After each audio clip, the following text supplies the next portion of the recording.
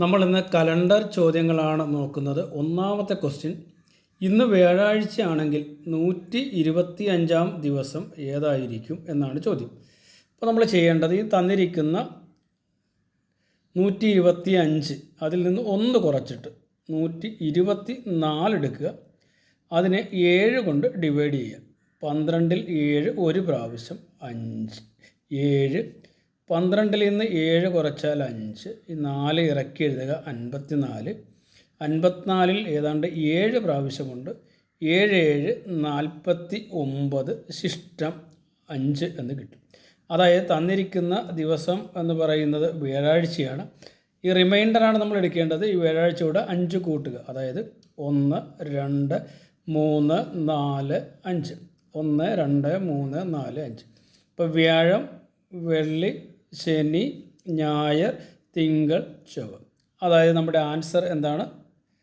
നമ്മുടെ ആൻസർ എന്ന് പറയുന്നത് ചൊവ്വാഴ്ചയാണ്, ട്യൂസ്ഡേ ആണ്. അതായത് ഇന്ന് വ്യാഴാഴ്ചയാണെങ്കിൽ 125-ാം ദിവസം എന്ന് പറയുന്നത് ചൊവ്വാഴ്ചയായിരിക്കും. ഇനി രണ്ടാമത്തെ ക്വസ്റ്റ്യൻ നോക്കിയാലോ. 150 ദിവസങ്ങളിൽ എത്ര ഒറ്റ ദിവസങ്ങളുണ്ട്?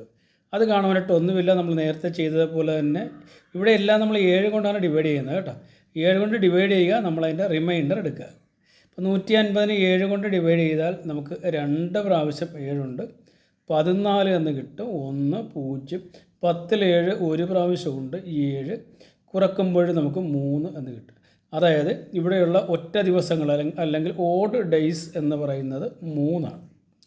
ഇവിടെ എല്ലാം നിങ്ങൾ കണ്ട് 7 കൊണ്ടാണ് ഡിവൈഡ് ചെയ്യേണ്ടത്, ശിഷ്ടമാണ് എടുക്കേണ്ടത്. ഇനി ഇവിടെ നോക്കാം.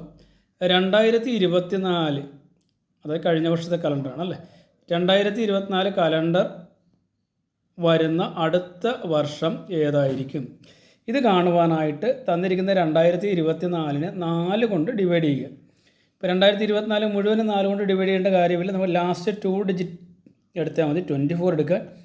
അതിനെ 4 കൊണ്ട് ഡിവൈഡ് ചെയ്താൽ 4 6 24. കുറച്ച് കഴിഞ്ഞാൽ 0, അതായത് റിമൈൻഡർ 0 ആണ്. ഇനി ഇവിടെ നോക്കുക. റിമൈൻഡർ 0 ആണെങ്കിൽ തന്നിരിക്കുന്ന വർഷത്തിൻ്റെ കൂടെ 28 കൂട്ടണം. റിമൈൻഡർ 1 ആണ് കിട്ടുന്നതെങ്കിൽ തന്നിരിക്കുന്ന വർഷത്തിൽ കൂടെ 6 കൂട്ടുക. റിമൈൻഡർ 2 ആണെങ്കിൽ 11 കൂട്ടുക. റിമൈൻഡർ 3 ആണെങ്കിൽ 11 കൂട്ടുക. മനസ്സിലായല്ലോ. അപ്പോൾ ഇവിടെ നമുക്ക് റിമൈൻഡർ 0 ആണ് കിട്ടിയത്, അതുകൊണ്ട് നമുക്ക് തന്നിരിക്കുന്ന വർഷത്തിനോട് 28 കൂട്ടിയാൽ മതി. തന്നിരിക്കുന്ന വർഷം എന്ന് പറയുന്നത് 2024 അതിൻ്റെ കൂടെ 28 കൂട്ടുക. 8 4 12, 2 2 4 1 5 0 2.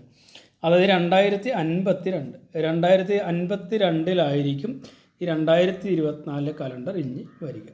അപ്പോൾ മനസ്സിലായി എന്ന് കരുതുന്നു. ഓക്കേ.